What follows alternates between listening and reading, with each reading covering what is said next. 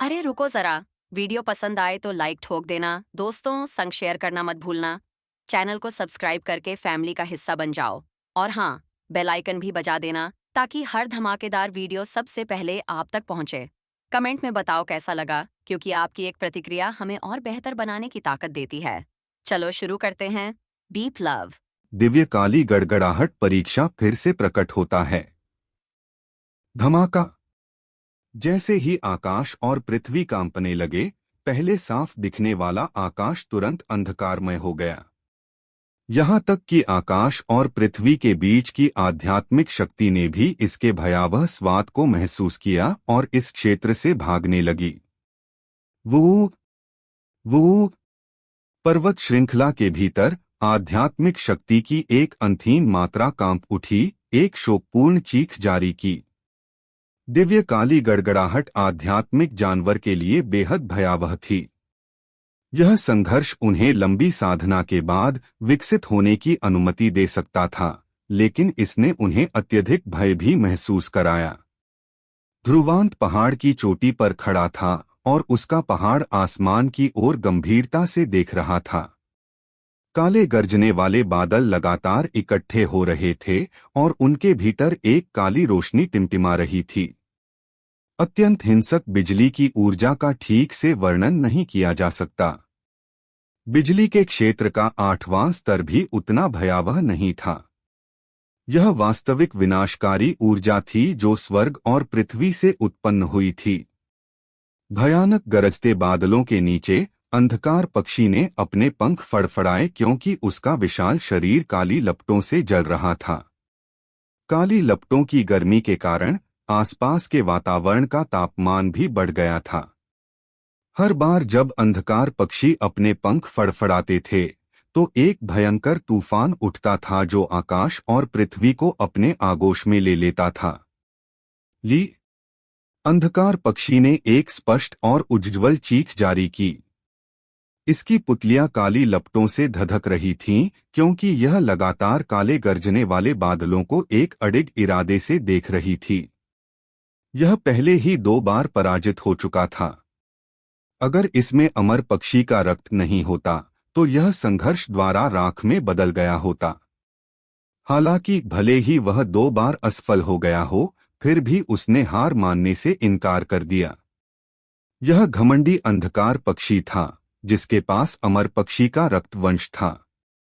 अंधकार पक्षी इन स्वर्गों और पृथ्वी के बीच सबसे शक्तिशाली दिव्य जानवर बनना चाहता था। इसलिए इसे हर कीमत पर अपने विकास में सफल होना था। अंधकार पक्षी ने स्पष्ट रूप से चिल्लाकर कहा और अपने विशाल पंख फड़फड़ाकर उसने एक बार फिर संकट को चुनौती दी और कहा कि इस बार वह पराजित नहीं होगा। गड़गड़ाहट। लगातार बन रहे संकट ने अंधकार पक्षी की चुनौती को महसूस कर लिया था और एक पल में काले गरजने वाले बादल एक दुर्जय शक्ति के साथ लहराने लगे और बाहर निकल आए।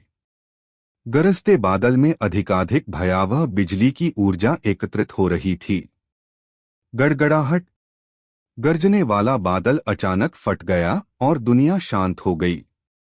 एक विशाल काली बिजली ने अपनी विनाशकारी शक्ति के साथ अंधकार पक्षी को निशाना बनाया।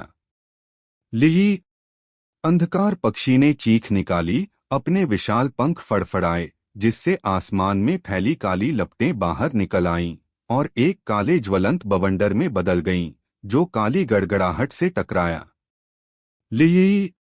बिजली और काली लपटें आपस में टकराने लगीं और अचानक बुझ गईं, जिससे एक जोरदार चीख गूंजी। आसपास की पर्वत चोटियां मानो तुरंत ही जमींदोज हो गईं। ध्रुवांत जमीन पर गिर पड़ा और उसने अपनी आंखों में चिंता भरकर संघर्ष देखा। उत्तरी आध्यात्मिक क्षेत्र में वापस उसने पहले भी एक बार अंधकार पक्षी और काली बिजली के बीच संघर्ष देखा था, और अब चाहे वह अंधकार पक्षी हो या संघर्ष, दोनों ही पहले की तुलना में स्पष्ट रूप से अधिक शक्तिशाली थे। यह दिव्य काली वज्र संघर्ष उस जीवन रूप की शक्ति के साथ साथ मजबूत होता प्रतीत होता है जो संघर्ष से गुजर रहा है, ध्रुवांत अपने विचारों में डूब गया। कोई आश्चर्य नहीं कि यह एक आवश्यक कदम था जिसे एक आध्यात्मिक जानवर को अपने साधना पथ पर पार करना था। दिव्यकाली वज्र संघर्ष के तहत कौन जानता है कि कितने शक्तिशाली आध्यात्मिक जानवरों का विनाश हुआ था। पहले मुकाबले में अंधकार पक्षी को कोई नुकसान नहीं हुआ। हालांकि ध्रुवांत को यह स्पष्ट था कि यह तो बस शुरुआत थी। जब यह विचार ध्रुवांत के दिल में कौंधा तो दिव्यकाली बिजली का संकट पूरी तरह से क्षितिज पर आ गया। भयावह स्वर्गीय शक्ति फैल रही थी और उसने अपनी क्रूरता दिखानी शुरू कर दी थी। धमाका, धमाका। जब आकाश और पृथ्वी अंधकारमय हो गए तो संकट ने एक विशाल काली बिजली के बोल्ट के रूप में हिला दिया। सभी बिजली अंधकार पक्षी पर अत्यधिक सटीकता से निशाना साध रही थी। अंधकार पक्षी की आंखों में अप्रतिरोध्य ज्वालाएं चमक रही थीं, क्योंकि वह लगातार गिरती बिजली को देख रहा था। उसने अपने पंख फड़फड़ाए, क्योंकि उसके शरीर के भीतर की ऊर्जा पूरी तरह से सक्रिय हो रही थी। जलते हुए समुद्र की तरह दिखने वाली काली लपटें एक बवंडर में बदल गईं और क्षितिज को चीरती हुई बिजली की ओर बढ़ने लगीं तथा उन्हें रोकने का प्रयास करने लगीं। क्षितिज पर दो भयावह शक्तियां आपस में टकराईं। लगभग 10,000 फीट ऊंची ऊर्जा की लहरें उठीं, जिससे अंतरिक्ष भी तुरंत मुड़ गया। उस ऊर्जा का कोई भी रिसाव इस पर्वत श्रृंखला को तुरंत नष्ट करने के लिए पर्याप्त था। ध्रुवांत जमीन पर खड़ा था और आसमान में हो रहे पागल टकराव को देख रहा था। उसकी दोनों मुट्ठियां कसकर बंद थीं और उसका शरीर तनाव में था। वह महसूस कर सकता था कि अंधकार पक्षी की सुरक्षा कमजोर पड़ने लगी थी, क्योंकि काली बिजली और भी तेजी से नीचे गिर रही थी। ध्रुवांत की पुतलियां अचानक सिकुड़ गईं और उसने देखा कि एक बहुत बड़ी बिजली क्षितिज से नीचे गिर रही है। यह काले ज्वलंत बवंडर को भेदने में कामयाब रही और अंधकार पक्षी पर जा गिरी। ली, एक गहरी कराह सुनाई दी। विशाल अंधकार पक्षी का शरीर हजारों फीट नीचे घसीटा गया और उस जगह से काला धुआं निकल रहा था जहां बिजली गिरी थी। काली लपटों के बावजूद घाव को तेज गति से ठीक करना अभी भी अपर्याप्त था। अंधकार पक्षी ने एक दर्दनाक चीख निकाली, क्योंकि उसकी आंखें ऐसी लग रही थीं जैसे वे लाल हो गई हों। धमाका, धमाका। और अंधकार पक्षी के क्रोधित होने से पहले दिव्य ब्लैक थंडर संघर्ष एक उन्मादी अवस्था में प्रवेश कर चुका था। गरजने वाले बादल सिकुड़ गए और एक काली बिजली गिरी। उस पल में स्वर्ग और पृथ्वी भी उन्मादी संघर्ष से कांप रहे थे। अंधकार पक्षी के पंख एक साथ पीछे हट गए, क्योंकि यह अपने शरीर की रक्षा कर रहा था। काली लपटें उठीं और इसने वास्तव में काले क्रिस्टल की परतें बना ली थीं। क्रिस्टल परतों पर काली लपटें उठ रही थीं, जो बेहद ठोस दिख रही थीं। धमाका, धमाका। बिजली आसमान और धरती को चीरती हुई अंधकार पक्षी के चारों ओर मौजूद काले क्रिस्टल पर जा गिरी। जैसे जैसे बिजली गिरती, वह क्रिस्टल की परतों को तोड़ती जाती। अंधकार पक्षी का शरीर कांप उठा, मानो उसे बहुत दर्द हुआ हो। बिजली ने कुछ मिनटों तक तबाही मचाई। जब अंधकार पक्षी को घेरने वाली क्रिस्टल परतें बिखर गईं, तो उसका पतला और विशाल शरीर इस हद तक खराब स्थिति में था कि अंधकार पक्षी के पंखों से ताजा खून टपक रहा था। ध्रुवांत ने अंधकार पक्षी की दयनीय स्थिति देखी और उसकी दोनों मुट्ठियां और भी कस गईं। दिव्य ब्लैक थंडर परीक्षा इस हद तक मजबूत था कि हर एक बिजली का बोल्ट स्वर्गीय फ्यूजन स्टेज के विशेषज्ञों को राख में बदलने में सक्षम था। लेकिन वर्तमान स्थिति को देखते हुए यदि यह जारी रहा तो अंधकार पक्षी के लिए इसे सहन करना निश्चित रूप से असंभव था। ध्रुवांत की घबराई हुई निगाहों के सामने आसमान में अंधकार पक्षी ने अपने गंभीर रूप से घायल शरीर पर कोई ध्यान नहीं दिया। उसने अपना सिर उठाया, गर्व से चिल्लाया, भले ही आज उसकी मृत्यु तय हो, लेकिन वह दिव्य ब्लैक थंडर संघर्ष के आगे नहीं झुकेगा। बूम! बिजली बिल्कुल निर्दयी थी, क्योंकि विनाशकारी बिजली के बोल्ट बिना किसी दया के लगातार गिर रहे थे। जी! हालांकि जब बिजली अंधकार पक्षी के शरीर पर गिरने ही वाली थी, तो अचानक कुछ चमका, जिससे प्रकाश की एक पतली लकीर निकल गई। प्रकाश की लकीर अंधकार पक्षी के ऊपर मंडराती रही और पंखों की एक बड़ी जोड़ी बन गई जो फैली हुई थी। पंख का रंग गहरा नीला था और उसमें से अनंत प्रकाश बह रहा था। उसने अपने पंख फैलाए, ऐसा लग रहा था मानो उसने आकाश और धरती को ढक लिया हो। बिजली ने बेरहमी से पंख पर प्रहार किया, जिससे उसमें प्रवाहित होने वाली रोशनी बहुत ज्यादा गायब हो गई। हालांकि यह फिर भी टिक गया और नष्ट नहीं हुआ। वह क्या है? ध्रुवांत थोड़ा चौंका। पंख अंधकार पक्षी का नहीं था, लेकिन इसमें बहुत ताकत थी जो बिजली के कई वार सहने में सक्षम थी। जब अंधकार पक्षी ने स्थिति देखी तो वह चौंक गया। हालांकि वह तुरंत अपने घावों से उबरने लगा। वह अच्छी तरह से जानता था कि हालांकि पंख दुर्जेय था, लेकिन वह केवल थोड़ी देर के लिए बिजली के बोल्ट का सामना कर सकता था। अंत में अंधकार पक्षी को अभी भी इस संघर्ष से गुजरने के लिए खुद पर भरोसा करना पड़ा। दिव्य ब्लैक थंडर परीक्षा अचानक क्रोधित हो गया, क्योंकि उसे लगा कि यह वस्तु अंधकार पक्षी की नहीं थी और वह बाहरी हस्तक्षेप के प्रति बेहद घृणास्पद था। धमाका! धमाका! इस वजह से दिव्य ब्लैक थंडर परीक्षा हिलने लगा और विशाल बिजली के बोल्ट लगातार नीचे गिर रहे थे। दिव्य ब्लैक थंडर परीक्षा के क्रोधित हैकिंग का सामना करते हुए पंख सुस्त होने लगा और अंत में दिव्य बिजली से यह धूल में बदल गया। लई! जब पंख धूल में बदल गया तो अंधकार पक्षी ने आकाश की ओर चिल्लाते हुए कहा। उसके शरीर से उबलता हुआ खून टपक रहा था, लेकिन उसकी आंखें अभी भी साफ थीं। जब उसने अपनी चीख निकाली तो ध्रुवांत ने देखा कि अंधकार पक्षी के शरीर पर घाव एक हल्की बैंगनी चमक के साथ चमक रहा था। यह कमजोर बैंगनी लपटों की एक किरण लग रही थी। वे बैंगनी लपटें काली लपटों के भीतर छिपी हुई थीं और स्वाभाविक रूप से उन्हें पहचानना मुश्किल था। हालांकि ध्रुवांत ने फिर भी देखा कि जैसे ही बैंगनी लपटें दिखाई दीं, अंधकार पक्षी के शरीर पर घाव तेजी से ठीक हो रहे थे, यहाँ तक कि उसके घावों पर बची हुई बिजली की ऊर्जा भी उसे रोक नहीं पा रही थी। वे हैं अमर ज्वालाएं! ध्रुवांत ने अपनी पुतलियां सिकुड़ते हुए महीन बैंगनी ज्वालाओं को देखा। अंधकार पक्षी के प्रति अपनी वर्तमान समझ के साथ यह स्वाभाविक था कि वह जानता था कि केवल अमर ज्वालाएं जो आदिम अमर पक्षी के शरीर के भीतर पैदा हुई थीं, वे थंडर परीक्षा की चोट को अनदेखा कर सकती थीं और अपने शरीर को पुनः प्राप्त कर सकती थीं।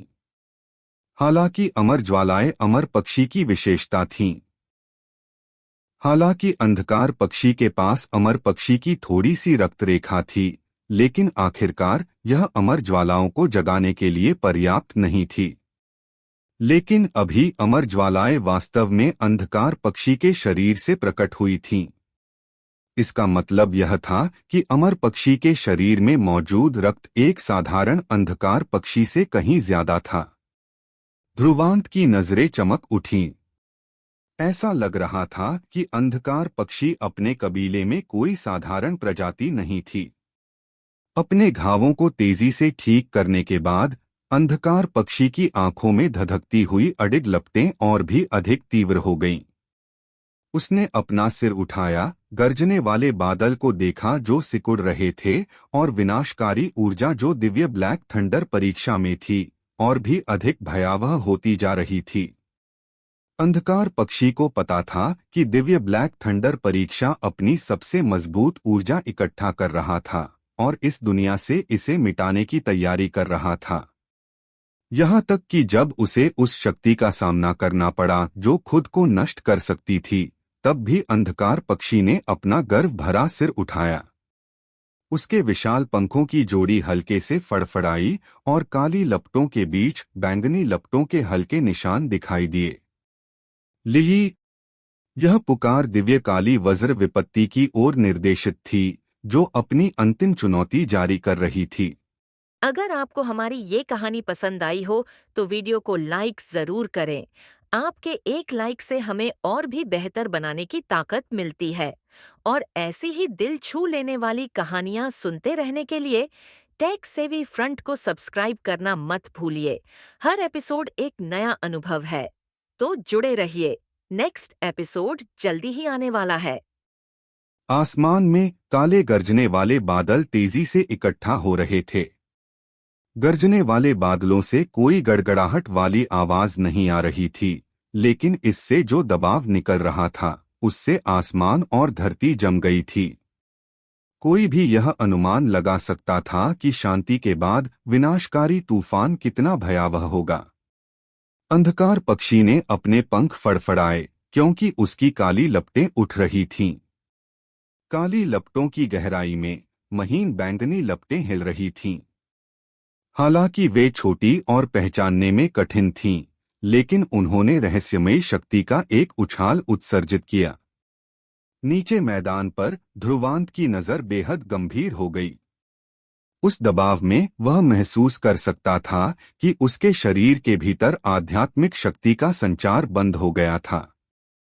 वह अच्छी तरह से जानता था कि दिव्य ब्लैक थंडर संघर्ष का अगला हमला आखिरी होगा, और अगर अंधकार पक्षी इसका सामना कर सकता है तो यह अपने संघर्ष को सफल करेगा और अपने आध्यात्मिक शरीर को नष्ट कर देगा और एक दिव्य जानवर में विकसित होगा। आध्यात्मिक जानवर की श्रेणी से खुद को वास्तव में अलग करके और शक्तिशाली दिव्य जानवर बनकर जो सम्राटों के बराबर था, उसके पास अनंत संभावनाएं भी होंगी। हालांकि अगर यह इसका सामना नहीं कर सकता था तो यह विफल हो जाता। हालांकि अंधकार पक्षी के पास अमर पक्षी की रक्तरेखा थी, लेकिन यह हर बार मौत से बच नहीं सकता था। थोड़ी सी भी गलती इसे नष्ट कर देती थी। एक बार जब अंधकार पक्षी नष्ट हो गया तो ध्रुवांत, जिसका उसके साथ रक्त संबंध था, को भी भयानक चोटें आएंगी या यहाँ तक कि उसकी मृत्यु भी हो जाएगी। इस परिणाम में यह ध्रुवांत और अंधकार पक्षी दोनों के लिए अत्यंत दुखद होगा। लेकिन इस समय ध्रुवांत भी असहाय था। थंडर परीक्षा इतना भयानक था कि एक सम्राट भी इसे चुनौती देने की हिम्मत नहीं कर सकता था। यह तो बताने की जरूरत नहीं कि वह सिर्फ एक छोटा सा अर्धस्वर्गीय परिवर्तन रैंक था। शायद अगर उसने अपने सारे साधन लगा दिए होते तो भी यह उसे हिला नहीं पाता। अंधकार पक्षी, आगे बढ़ो। ध्रुवांत की मुट्ठियां बंधी हुई थीं और वह बुदबुदा रहा था। दबा हुआ वातावरण आकाश और पृथ्वी को अपने आगोश में ले चुका था। काले गरजते बादल जो पहले 10,000 फीट की ऊंचाई पर आकाश और पृथ्वी को ढके हुए थे, सिकुड़कर 100 फीट रह गए थे। लेकिन रंग और भी घना था और दूर से देखने पर ऐसा लग रहा था जैसे कोई ब्लैक होल धीरे धीरे घूम रहा हो। ओणम, लगभग 100 फीट आकार के काले गरजने वाले बादल अचानक हिलने लगे। केंद्र में गरजने वाले बादल घूम रहे थे और धीरे धीरे नीचे गिर रहे थे। गड्ढे के केंद्र में काले रंग की बिजली के बोल्ट एक साथ इकट्ठा हो रहे थे। काले रंग की बिजली के बोल्ट भयावह काले ड्रैगन की तरह लग रहे थे जो धीरे धीरे हिल रहे थे। बूम! गड्ढे के बीच में अचानक एक काले रंग की बिजली चमकी। ऐसा लगा जैसे काले रंग की दिव्य रोशनी क्षितिज को चीर कर निकल आई हो। विनाशकारी शक्ति फैल गई और काले रंग की रोशनी से घिरा क्षेत्र आध्यात्मिक शक्ति को विघटित करने लगा। संपूर्ण आकाश और पृथ्वी में सन्नाटा छा गया जब काली दिव्य ज्योति गर्जना करते हुए नीचे गिरी, मानो कोई देवता क्रोधित हो गया हो। लिही, अंधकार पक्षी की आंखों में काली लपटें धधक रही थीं। उसने अचानक चीख मारी और एक साथ दबी हुई लपटें आसमान में उछल गईं और एक काले रंग के पंख में बदल गईं जो लगभग 1000 फीट आकार का था। पंख पर ऐसा लग रहा था जैसे उस पर गहरे ऋण उकेरे जा रहे हों। काली लपटें ऊपर उठ रही थीं और बेहद असामान्य थीं। दिव्य ब्लैक थंडर परीक्षा के उस भयानक हमले का सामना करते हुए अंधकार पक्षी ने भी अपनी पूरी शक्ति लगा दी और अपनी सबसे डरावनी चाल के साथ हमला किया। शू! जैसे ही काला पंख बाहर निकला, वह अंतरिक्ष में घुस गया और स्वर्ग से आ रही काले रंग की दिव्य रोशनी से जोरदार टक्कर हुई।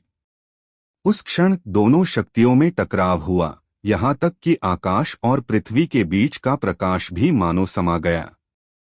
केवल काले रंग का प्रकाश आकाश में फैल रहा था और 100 मील के दायरे में फैले क्षेत्र को ढक रहा था। Bang bang! पहाड़ एक के बाद एक बहते हुए राख में तब्दील हो रहे थे। ऊपर से देखने पर 100 मील के भीतर सब कुछ जमींदोज हो गया था, क्योंकि हर पर्वत श्रृंखला का सफाया हो रहा था। ऐसी विनाशकारी शक्ति ने इसे देखने वालों के दिलों में ठंडक पैदा कर दी थी। ध्रुवांत के मन में कोई चौंकाने वाला विचार नहीं था, क्योंकि उसने अपनी आंखें दूर क्षितिज पर टिका रखी थीं। एक काली रोशनी इकट्ठी हो गई थी और धीरे धीरे नीचे की ओर दबाव डाल रही थी। जैसे जैसे उसका दबाव कम होता गया, बारीक दरारें दिखाई देने लगीं। दिव्य काली वज्र संघर्ष की शक्ति बहुत शक्तिशाली थी। ध्रुवांत का दिल धड़क उठा और उसकी आंखें सिकुड़ गईं। जैसे जैसे काले पंख पर दरारें बढ़ती गईं, वह अंततः और अधिक सहन नहीं कर सका और काले रंग की दिव्य रोशनी और तेज आवाज के नीचे वह टूट गया। जैसे ही काला पंख टूटा, काली रोशनी अवरुद्ध नहीं हो सकी और ध्रुवांत की निगाह के नीचे सीटी बजा रही थी। इसने अंधकार पक्षी के विशाल शरीर पर हमला किया। लिली! अचानक जो चीख गूंजी वह बहुत तेज थी। अंधकार पक्षी का विशाल शरीर तेजी से गिरा और दूर एक पर्वत श्रृंखला पर भारी होकर गिरा। टकराना! ऐसा लगा जैसे भूकंप आ गया हो और तेज लहरें उठ रही हों।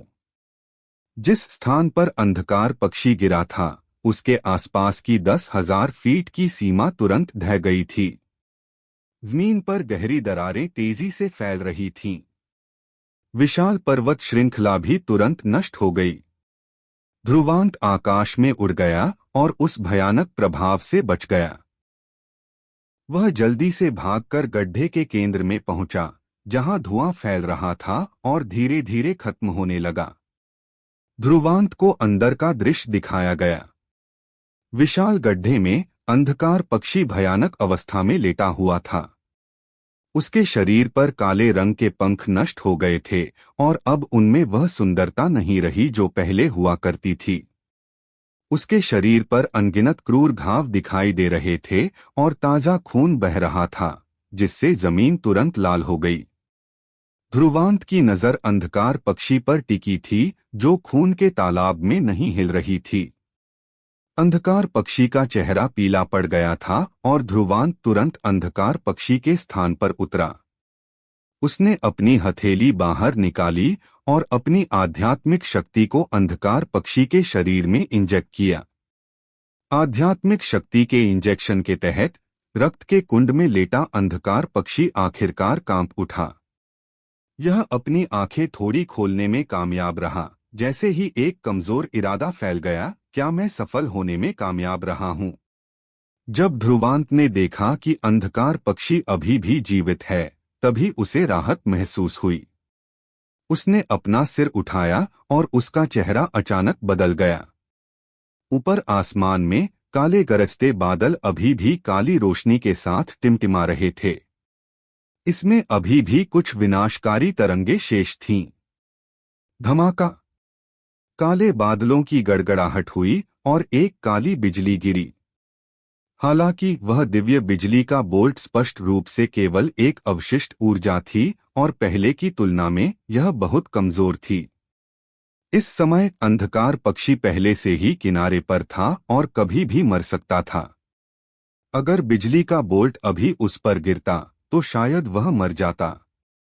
ऐसा लग रहा था कि अंधकार पक्षी ने इस स्थिति को भांप लिया था और तुरंत संघर्ष किया। हालांकि उसके पास न तो कोई ऊर्जा बची थी और न ही उसके शरीर में भरने के लिए खून, और उसकी आंखों में निराशा झलकने लगी। इतने वर्षों तक कड़ी मेहनत करने के बाद भी क्या सब व्यर्थ गया? बार बार लड़ते रहना और अंत में फिर भी असफल होना।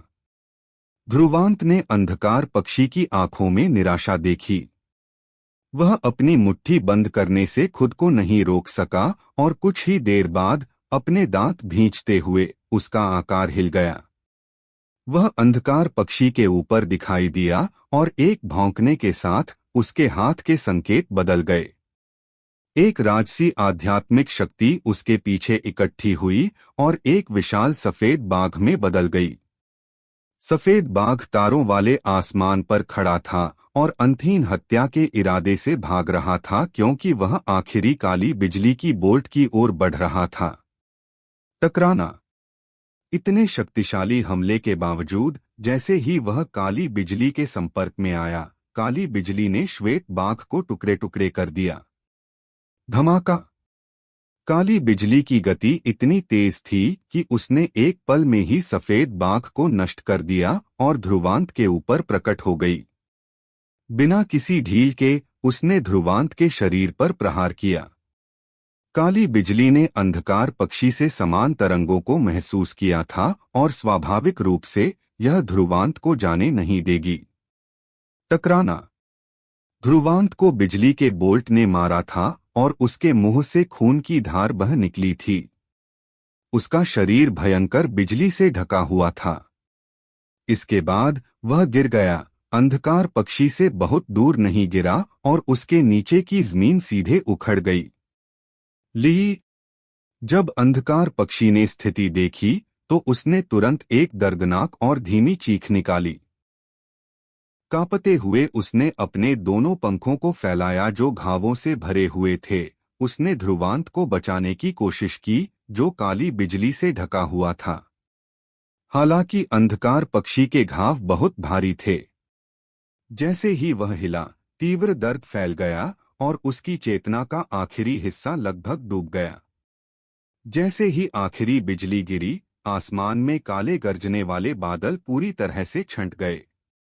जैसे ही गरजने वाले बादल छंटे, अंधकार पक्षी का शरीर तुरंत चमकदार रोशनी के साथ फूट पड़ा।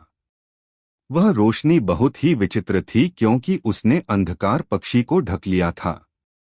चमकती हुई रोशनी के नीचे अंधकार पक्षी के भयानक घाव धीरे धीरे ठीक हो गए। क्या संघर्ष अंततः सफल हो गया है? अंधकार पक्षी ने खुद से कहा, क्योंकि उसकी आंखें भावनाओं से भरी हुई थीं। वह महसूस कर सकता था कि उसके शरीर के भीतर एक बड़ा बदलाव होने लगा था। यह एक वास्तविक विकास था। शरीर से रक्तरेखा तक विकास के कारण वह बहुत खुश था। हालांकि वह उस आकृति को देख सकता था जो कुछ ही दूरी पर बिजली से ढकी हुई थी। ध्रुवांत की ताकत बहुत कमजोर थी और उसके लिए काली बिजली को सहन करना असंभव था, भले ही वह दिव्य ब्लैक थंडर संघर्ष से बची हुई ऊर्जा ही क्यों न हो। हालांकि जब वह चिंतित हुआ तो उसने देखा कि वह आकृति जो दूर नहीं थी, कांप उठी थी। उसके शरीर पर काली बिजली चमकने लगी थी। वह बड़ी मुश्किल से रेंगता हुआ ऊपर आया और एक झुके हुए व्यक्ति के मुंह से बेकाबू होकर ताजा खून बहने लगा। वह गिरने की कगार पर था और स्पष्ट रूप से उसे बहुत चोटें आई थीं। अरे यार, मैं तो लगभग मर ही गया। ध्रुवांत का चेहरा कागज की तरह पीला पड़ गया था और वह जमीन पर घुटनों के बल बैठा था। उसने अपने मुंह के कोने पर लगे खून के निशान पोंछे।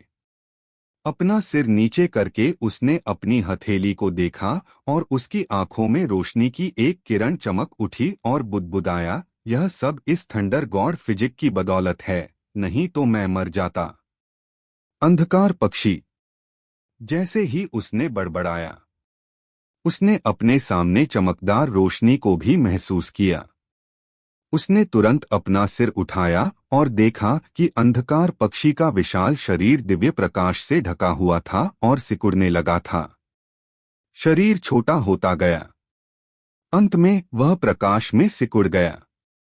ध्रुवांत ने अपनी आंखें चमक से सिकोड़ लीं और वह दृश्य स्पष्ट रूप से नहीं देख सका।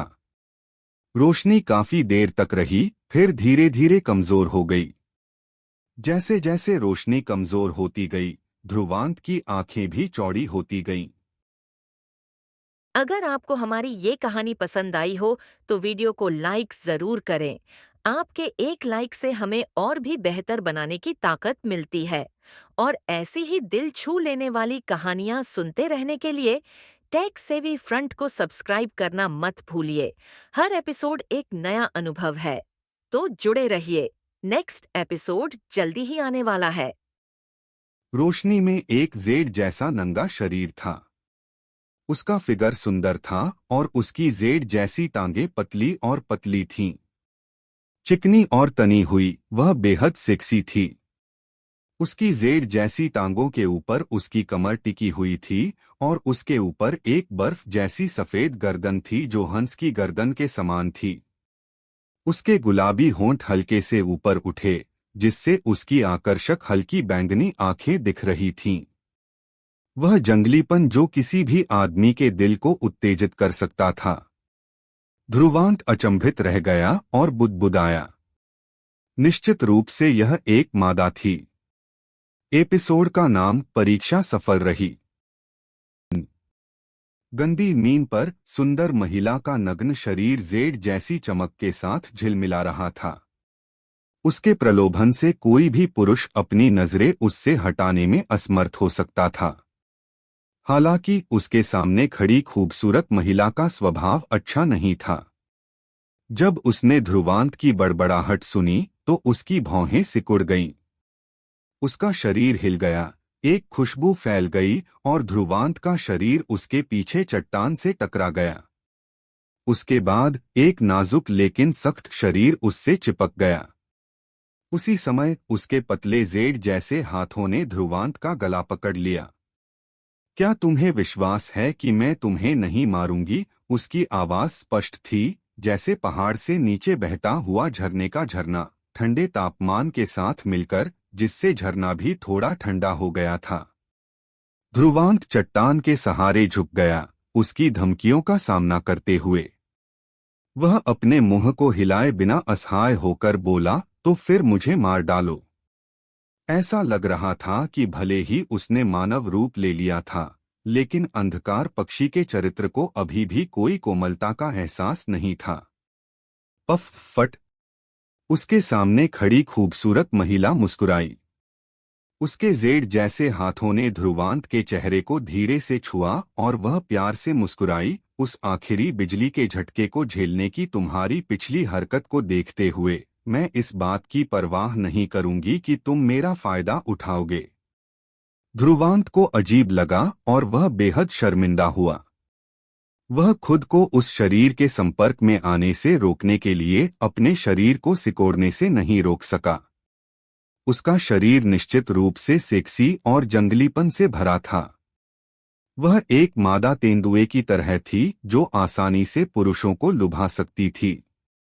क्या तुम कुछ कपड़े पहन सकते हो? हालांकि तुम अंधकार पक्षी हो, लेकिन अभी तुम मानव रूप में हो।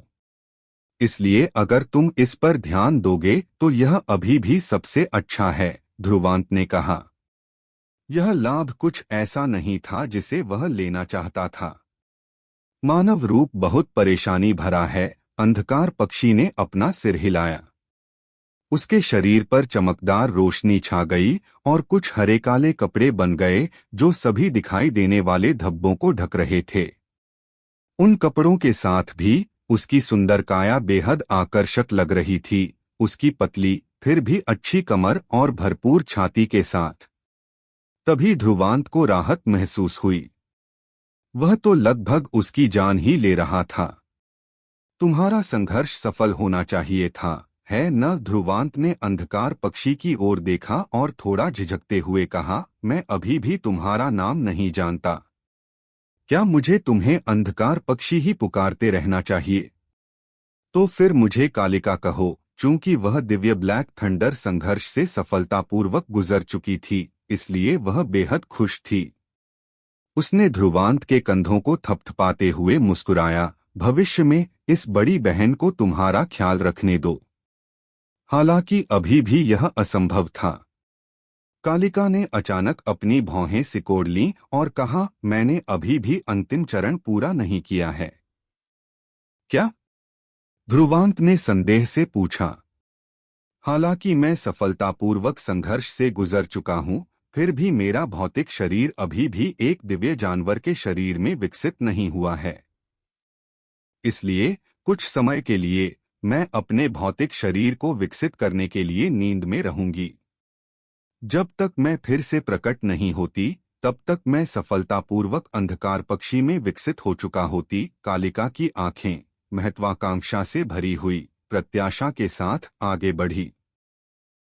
जब मैं सो रही हूं, उस समय तुम अपनी जान मत खोना।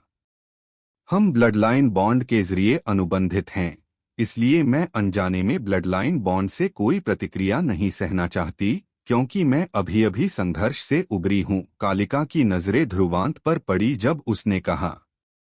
ध्रुवांत को थोड़ा अफसोस हुआ।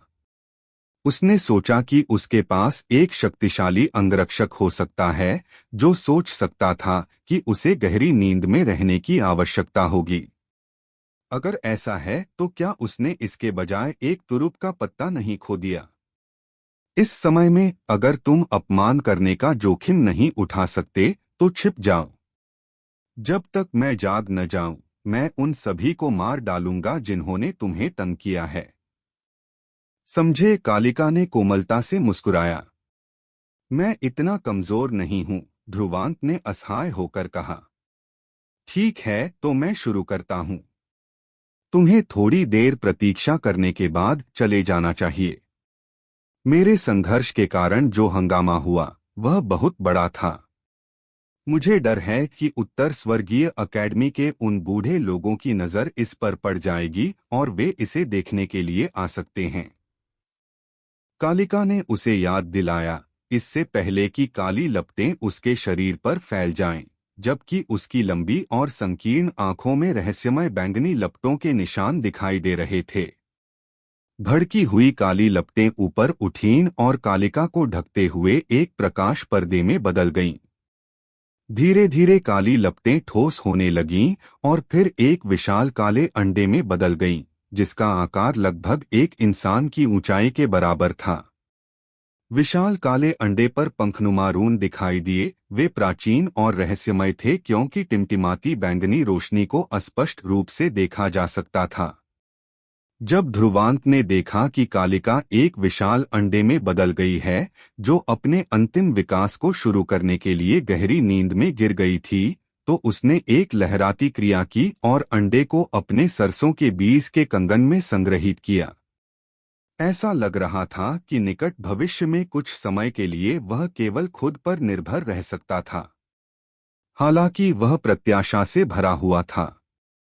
जब कालिका जागेगी तो अपनी ताकत के साथ वह सॉवरेन के खिलाफ लड़ने में सक्षम होगी, है ना? उस समय उसका यह अंगरक्षक बहुत शक्तिशाली होगा। विदा लेने का समय। ध्रुवांत ने अस्तव्यस्त भूमि पर एक और नजर डाली, फिर आगे बढ़ा, आकाश में ऊपर उठा और क्षितिज में गायब होने से पहले कई टिमटिमाती हुई हरकतें कीं। ध्रुवांत के जाने के लगभग आधे घंटे बाद एक हवा ने एक नष्ट हो चुकी पहाड़ी चोटी को छुआ।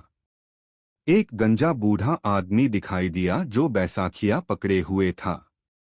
उसकी मैली निगाहें उस दिशा की ओर देख रही थीं जहां ध्रुवांत गया था और उसके बूढ़े चेहरे पर आश्चर्य की एक झलक दिखाई दे रही थी।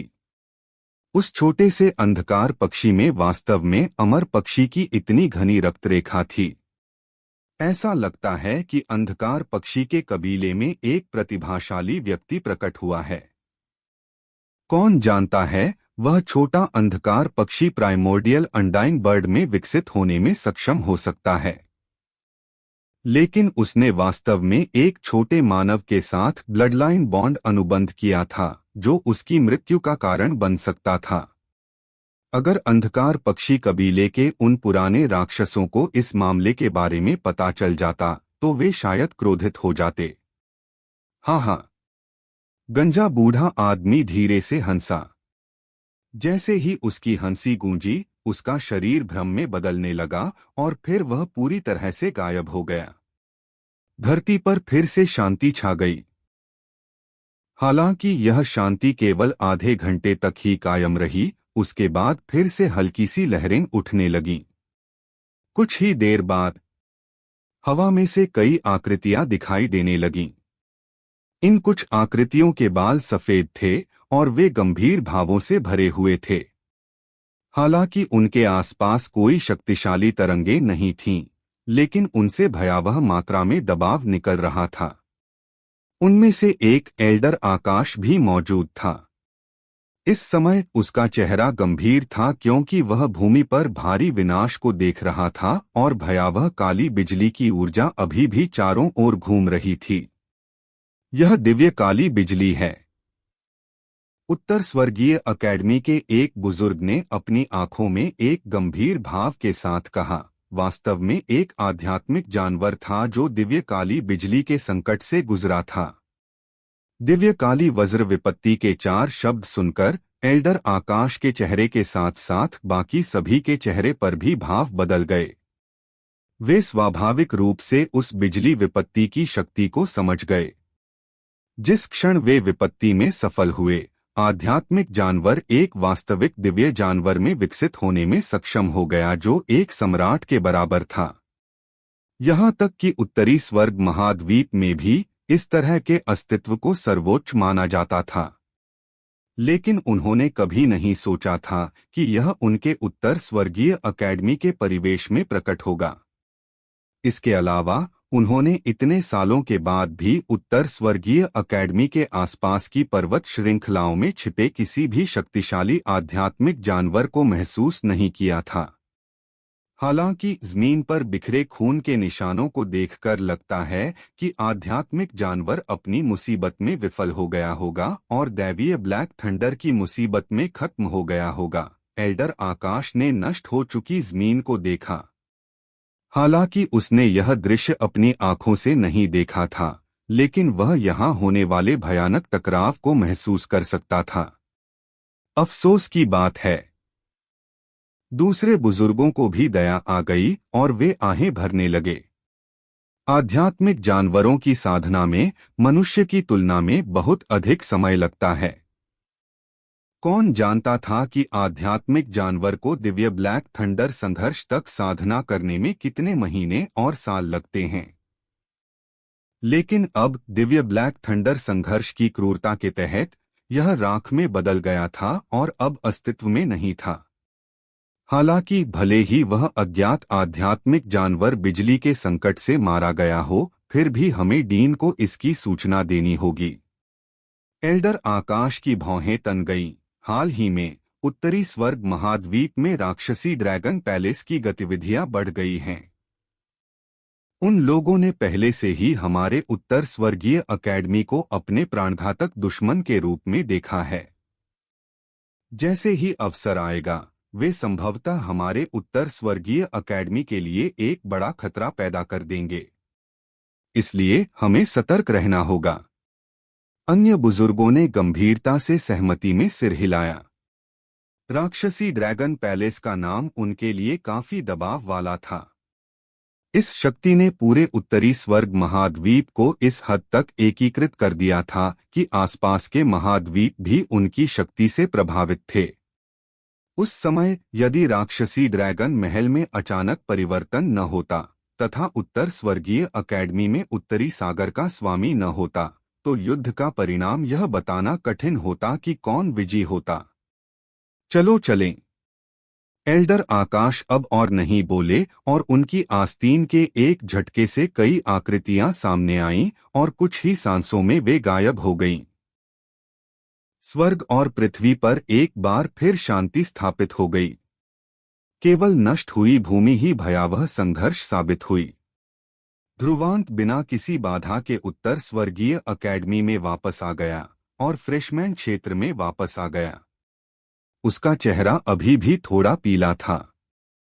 हालांकि दिव्य काली बिजली उसके जीवन का दावा करने में सक्षम नहीं थी, लेकिन थंडर गॉड फिजिक के कारण जिसे उसने विकसित किया था, फिर भी उसने उसे काफी बड़ी चोट पहुंचाई। इसलिए उसे अपनी चोट से जल्दी उबरना पड़ा। चूंकि शिकार युद्ध में केवल 3 दिन शेष थे, इसलिए उसे शीर्ष फॉर्म में रहना था। ध्रुवांत का शरीर छोटी सी इमारत पर उतरा। कुछ ही देर बाद उसके चेहरे पर मुस्कान आ गई, क्योंकि उसने काले कपड़े पहने एक सुंदर लड़की को देखा जो उसे देखकर मुस्कुरा रही थी। जब ध्रुवांत ने उसे देखा तो उसके सुंदर चेहरे पर एक सौम्य मुस्कान उभर आई। वह उसके पास गया और उस लड़की को अपने सीने से लगा लिया। उसकी गर्मजोशी और खुशबू को अपने आलिंगन में पाकर वह सहज महसूस किए बिना नहीं रह सका। सौम्या भी हल्के से मुस्कुराया। उसने अपना चेहरा उसके सीने में टिकाकर उसकी बात मान ली। उसकी नुकीली नाक ने हल्के से सूंघना शुरू किया और कुछ ही देर बाद उसकी मणि जैसी आंखें सिकुड़ गईं। ध्रुवांत को ऐसा लग रहा था कि उस पर हल्की सी खुशबू आ रही है, और अपने अंतर्ज्ञान के आधार पर वह जानती थी कि यह किसी दूसरी महिला की खुशबू है। ध्रुवांत, जो अभी भी गर्मी और सुगंध का आनंदी ले रहा था, उसने भी सौम्या की स्थिति को महसूस किया। उसका दिल धड़क उठा और उसे घबराहट होने लगी। वह कौन है? सौम्या के खूबसूरत और चीनी मिट्टी के बर्तन जैसे चेहरे पर एक खतरनाक मुस्कान थी। उसकी आवाज कोमल थी, लेकिन इससे ध्रुवांत को सिरदर्द हो गया। एक महिला की गंध के प्रति उसकी संवेदनशीलता वास्तव में भयावह थी। अगर आपको हमारी ये कहानी पसंद आई हो तो वीडियो को लाइक जरूर करें। आपके एक लाइक से हमें और भी बेहतर बनाने की ताकत मिलती है। और ऐसी ही दिल छू लेने वाली कहानियां सुनते रहने के लिए टेक सेवी फ्रंट को सब्सक्राइब करना मत भूलिए। हर एपिसोड एक नया अनुभव है, तो जुड़े रहिए। नेक्स्ट एपिसोड जल्दी ही आने वाला है। ध्रुवांत असहाय होकर लुओली के मुंह से निकले उस आर्क को देख रहा था। यह खतरनाक लग रहा था, लेकिन साथ ही वह हंसने से खुद को नहीं रोक पाया, क्योंकि उसे उसकी आवाज में एक दुर्लभ ईर्ष्या का एहसास हो रहा था। तुम अभी भी नहीं समझा रहे हो, सौम्या ने ध्रुवांत को बहुत अच्छी तरह से समझा। जिस क्षण उसने ध्रुवांत की आंखों में मुस्कान देखी, उसका चेहरा तुरंत लाल हो गया और उसने गुस्से का नाटक किया और उसे घूरने लगी। ध्रुवांत ने सुंदरी की पतली कमर को पकड़ लिया और उसे कसकर गले लगा लिया। कुछ देर चुप रहने के बाद वह सौम्या से अंधकार पक्षी के अस्तित्व को छिपाने का इरादा नहीं रखता था। इसलिए उसने बस अंधकार पक्षी के बारे में जानकारी दी। अंधकार पक्षी, जब सौम्या ने उसका स्पष्टीकरण सुना तो वह थोड़ा चौंक गई। खासकर जब उसने सुना कि पहले अंधकार पक्षी दिव्य ब्लैक थंडर परीक्षा में सफल होने में कामयाब रहे, तो उसके चेहरे पर आश्चर्य और भी बढ़ गया। वह आखिरकार लुओ भगवान कबीले से थी, इसलिए उसे शक्तिशाली आध्यात्मिक जानवर कबीलों के बारे में कुछ जानकारी थी। आध्यात्मिक जानवर कबीलों में अंधकार पक्षी काफी शक्तिशाली था। हालांकि उसने कभी नहीं सोचा था कि ध्रुवांत के शरीर में एक छिपा हुआ होगा। तुमने वास्तव में दिव्य काली बिजली लेने की हिम्मत की। हालांकि उसकी आंखें थोड़ी देर के लिए चौड़ी हो गईं और उसकी आंखों में धड़कन भर गई। यहाँ तक कि सम्राट विशेषज्ञ भी दिव्य काली बिजली के संकट के संपर्क में आने की हिम्मत नहीं करेंगे, और ध्रुवांत की ताकत के साथ अगर कोई गलती हुई तो इसका मतलब राख में बदल जाना होगा। मैंने अंधकार पक्षी के साथ ब्लडलाइन बॉन्ड का अनुबंध किया है। अगर वह मर जाती है तो मुझे भी इसका खामियाजा भुगतना पड़ेगा, ध्रुवांत ने असहाय होकर मुस्कुराते हुए कहा। लेकिन किसी भी दिशा से देखने पर मेरे लिए उसे बिजली के संकट से नष्ट होते देखना असंभव था। एक रक्त बंधन। सौम्या अपने छोटे से मुंह को खोलने और ध्रुवांत की छाती पर एक निर्दयी काटने से खुद को रोक नहीं सकी। तुम गुस्से से मुझे मार रहे हो। स्वाभाविक रूप से उसे ब्लडलाइन बॉन्ड के प्रति कुछ समझ थी। इस प्रकार ध्रुवांत और अंधकार पक्षी का जीवन एक दूसरे से जुड़ा हुआ था और चाहे किसी भी पक्ष को अपने जीवन के लिए खतरा हो, दूसरे पक्ष को ब्लडलाइन बॉन्ड से प्रतिक्रिया का सामना करना पड़ेगा। ध्रुवांत ने अपना सिर खुजलाया और उसे समझ नहीं आया कि वह इसे कैसे समझाए। उस समय ब्लडलाइन बॉन्ड स्थापित करने के अलावा कोई और विकल्प नहीं था। हालांकि जो लड़की उसके गले लगी थी वह सिर्फ ईर्ष्यालु थी, इसलिए उसने कोई स्पष्टीकरण नहीं दिया, बल्कि उसे कसकर गले लगा लिया। लेकिन यह अच्छा है। वह दिव्य ब्लैक थंडर संघर्ष में सफल रही थी और जब वह जागेगी तो उसका अस्तित्व सम्राटों के बराबर होगा। और भविष्य में आप सुरक्षित रहेंगे और मैं अधिक सहज रहूंगा। सौम्या कोई ऐसा व्यक्ति नहीं था जो अंतहीन रूप से परेशान करता रहे। अपनी ईर्ष्या को कुछ हद तक दूर करने के बाद वह ठीक हो गई। ध्रुवांत ने उस युवा लड़की को देखा। उसे याद आया कि वह उसे छोड़कर लुओ भगवान कबीले में वापस लौट जाएगी और एक बड़ी जिम्मेदारी उठाएगी और सब कुछ सहने की पूरी कोशिश कर रही है। लुओ भगवान कबीले की नई महारानी बन जाएगी। ध्रुवांत को हल्का सा दिल का दर्द महसूस हुआ और उसने अपना सिर उस युवा लड़की के माथे पर झुकाया। लेकिन मैं तुम्हारे बारे में सहज नहीं हूँ। तुम भी मुझसे अतीत में हार चुके हो, फिर ऐसी कौन सी बात है जिससे तुम निश्चिंत नहीं हो? सौम्या ने हल्के से मुस्कुराते हुए कहा। ध्रुवांत को उसके साथ मजाक करने का दिल नहीं था। उसकी काली पुतलियां उसे गंभीरता से घूर रही थीं। सौम्या की सुंदर आंखें थोड़ी दूर हट गईं और उसने नरम आवाज में कहा, क्या? सौम्या। ध्रुवांत का स्वर गंभीर और गंभीर था क्योंकि वह धीरे धीरे बोल रहा था। याद रखो, चाहे कुछ भी हो जाए, तुम्हें मेरा इंतजार करना होगा। शायद लुओ भगवान कबीले में तुम्हारे लिए यह कठिन होगा, लेकिन मेरा विश्वास करो, तुम्हारे लिए मैं और भी मजबूत हो जाऊंगा। चाहे यह कितना भी कठिन क्यों न हो, उस दिन तक जब तक मैं तुमसे किया अपना वादा पूरा नहीं कर सकता। ध्रुवांत की गंभीर निगाहों को देखकर सौम्या की आंखें लाल हो गईं। वह जानती थी कि ध्रुवांत को अपना वादा पूरा करने के लिए कितनी मेहनत करनी पड़ी होगी। विशेषज्ञों का रास्ता किसी को घावों से ढकने और उसकी औपचारिक स्वच्छ मुस्कान को खोने के लिए पर्याप्त था। शायद इतनी मेहनत और संयम से इस युवा के चेहरे को और अधिक परिपक्व बनाया जा सका। लेकिन साथ ही इससे उसे कुछ दुख भी हुआ। ठीक है, मैं तुमसे वादा करता हूँ। सौम्या की आवाज कोमल थी, मानो वह पिघलने वाली हो। उसकी स्पष्ट आंखें स्नेह से चमक रही थीं। ध्रुवांत की आंखें उस लड़की की मार्मिक उपस्थिति को देखकर थोड़ी गर्म हो गईं जो उसके आलिंगन में थी। जिस हाथ से उसने लड़की को गले लगाया था वह और भी अधिक बलपूर्वक बढ़ गया, मानो वह उसे अपने शरीर में समा लेना चाहता हो। उसने अपना सिर नीचे कर लिया। मत करो। लड़की ने एक ऐसी आवाज निकाली जो मक्खी की तरह धीमी थी, जैसे उसे कुछ महसूस हो गया हो। हालांकि युवक ने इसे नजरअंदाज कर दिया और एक अत्याचारी तरीके से उसने उन गुलाबी लाल होठों पर एक चुंबन जड़ दिया। लड़की ने थोड़ा संघर्ष किया, लेकिन जल्दी ही अपने शरीर को ढीला छोड़ दिया। वह ध्रुवांत की बाहों में पिघलते हुए पानी के पोखर की तरह थी।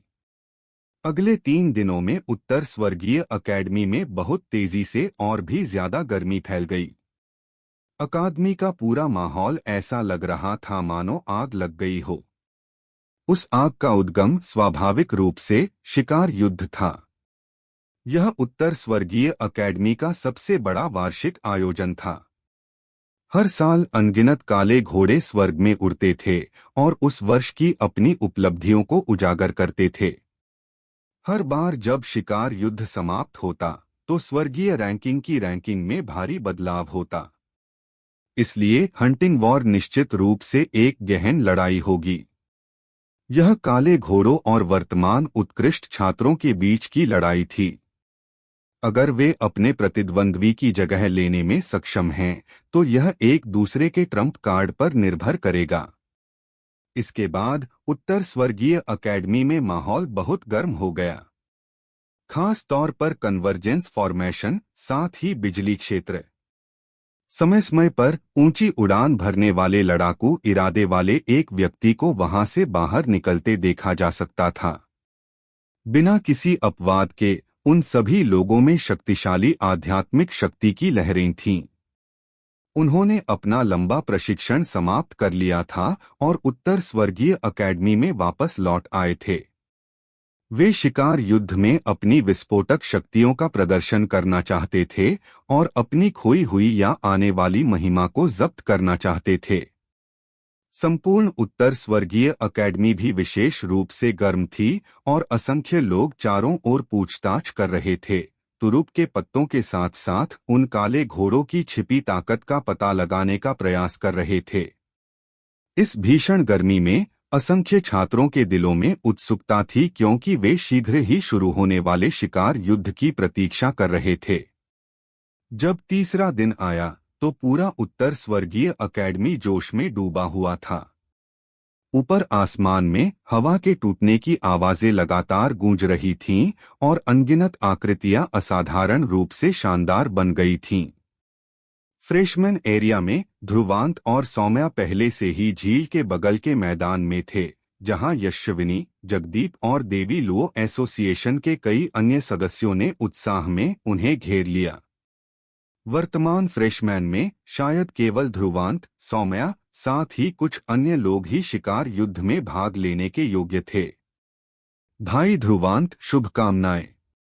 जब तक शिकार युद्ध में आपका प्रदर्शन उत्कृष्ट है, आप पूरे उत्तर स्वर्गीय अकेडमी में एक प्रभावशाली व्यक्ति बन सकते हैं। ये देवी लुओ एसोसिएशन के सदस्यों की उत्साहित आवाजें थीं। हालांकि ध्रुवांत को अकादमी में कुछ प्रसिद्धि मिली थी, फिर भी वह एक प्रभावशाली व्यक्ति माने जाने के योग्य नहीं था। केवल शिवेंद्र, लवीन, सुशीला, हर्षवर्धन और अन्य लोग जो स्वर्गीय रैंकिंग की शीर्ष 10 रैंकिंग में थे, उन्हें ही ऐसा खिताब मिल सकता था। ध्रुवांत मुस्कुराया। उसे किसी प्रभावशाली व्यक्ति की उपाधि में ज्यादा दिलचस्पी नहीं थी। हालांकि उसे आध्यात्मिक सशक्तिकरण में ज्यादा दिलचस्पी थी। आओ, हमें चलना चाहिए।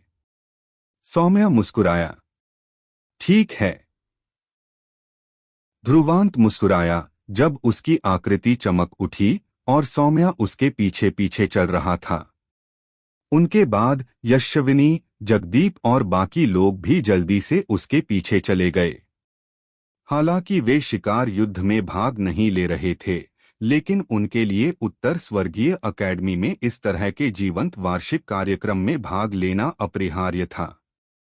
जब ध्रुवांत और बाकी लोग चले गए तो हर्षवर्धन डेमन्स गेट के सदस्यों की एक बड़ी संख्या के साथ अपने नए बने मुख्यालय से बाहर चले गए। उनकी निगाहें ठंडी थीं, क्योंकि उन्होंने उन्हें फ्रेशमैन एरिया की ओर निर्देशित किया था। ध्रुवांत, मुझे उम्मीद है कि तुम शिकार युद्ध में मुझसे भिड़ने के लिए इतने बदकिस्मत नहीं हो। अन्यथा मैं तुम्हें यह समझा दूंगा कि अकादमी के एक वास्तविक प्रभावशाली व्यक्ति की तुलना में तुम एक नए छात्र के रूप में अभी भी बहुत दूर हो। झील के बीच में स्थित एक द्वीप पर सुशीला और सुमति भी बाहर आ गए। वे हवा के टूटने की आवाज को देखकर मुस्कुराए बिना नहीं रह सके, जो लगातार आसमान में गूंज रही थी। यह एक बार फिर उत्तर स्वर्गीय अकेडमी का सबसे जीवंत क्षण था। चलो चलें। सुशीला धीरे से मुस्कुराई और आगे बढ़ी। जब वह बाहर निकली तो उसके आसपास की आध्यात्मिक शक्ति पानी की तरह बह निकली। हालांकि कुछ कदम चलने के बाद आध्यात्मिक शक्ति की लहरें उसके द्वारा रोक ली गईं। बड़ी बहन, आपको इसके लिए आगे बढ़ना होगा और देखना होगा कि क्या आप लवीन को हराकर स्वर्गीय रैंकिंग में उसका रैंक 2 हासिल कर सकती हैं, सुमति ने हंसते हुए कहा। यह कैसे आसान होगा? अगर मैं अपनी रैंकिंग को तीसरे स्थान पर बनाए रख सकूं तो यह बहुत अच्छा होगा। सुशीला ने असहाय होकर अपना सिर हिलाया और सुमति को पकड़ लिया। बहन जोड़ी आसमान में उड़ गई और उत्तर स्वर्गीय अकेडमी के केंद्रीय क्षेत्र की ओर भागी। एक पहाड़ की चोटी पर एक दुबली पतली आकृति धीरे धीरे बाहर निकली। पहाड़ की चोटी पर बहुत सारे लोग चुपचाप इंतजार कर रहे थे और जब उन्होंने उस दुबली पतली आकृति को बाहर आते देखा तो उनकी आंखें चमक उठीं। मालिक, लवीन ने हल्के से मुस्कुराते हुए हाथ हिलाया, अब लगभग समय हो गया है। हाँ, सभी ने तुरंत उत्तर दिया और उसके पीछे पीछे चल पड़े। जब लवीन पहाड़ की चोटी के किनारे पर पहुंचा तो उसने उत्तर स्वर्गीय अकेडमी के बाहर की दिशा की ओर देखा। उसकी शांत आंखों में उम्मीद और लड़ाई के इरादे के निशान चमक रहे थे। शिवेंद्र, तुम शायद शिकार युद्ध के लिए वापस आओगे। इस साल मैं तुमसे आगे निकल जाऊंगा, इसलिए मुझे निराश मत करो। चलो चलें। लवीन ने हल्के से भौंकते हुए कहा कि उसका आकार प्रकाश की एक किरण में बदल गया है। उसके पीछे बहुत से लोग थे जो उसका पीछा कर रहे थे। उत्तर स्वर्गीय अकेडमी के केंद्रीय क्षेत्र की ओर एकत्रित होकर क्षितिज पर अनगिनत आकृतियों के साथ संपूर्ण उत्तर स्वर्गीय अकेडमी में विस्फोट हो गया। इतने लंबे समय तक साधना और सहन करने के बाद वे आखिरकार इस दिन बाहर निकल पाए। शक्तिशाली शक्तियों वाले उन छात्रों की आंखें लड़ने के इरादे से भरी हुई थीं। शिकार युद्ध शुरू। क्या आप भी हर महीने ऑनलाइन पैसे कमाना चाहते हैं लेकिन सही रास्ता नहीं मिल रहा? तो अब ढूंढना बंद कीजिए। टेक सैवी फ्रंट पर पाएं हर तरीका, ब्लॉगिंग, एफिलिएट, यूट्यूब और भी बहुत कुछ, वो भी आसान हिंदी में और बिल्कुल फ्री। आज ही विजिट करें हमारी वेबसाइट techsavvyfront.blogspot.com, क्योंकि मौका हर दिन नहीं मिलता। अगर आपको ये कहानी पसंद आ रही है तो हमारे चैनल टेक सैवी फ्रंट को सब्सक्राइब जरूर करें, लाइक करें, शेयर करें और कमेंट में बताएं कि आपको कहानी कैसी लगी। आपके सपोर्ट से हमें और बेहतर कंटेंट बनाने की प्रेरणा मिलती है।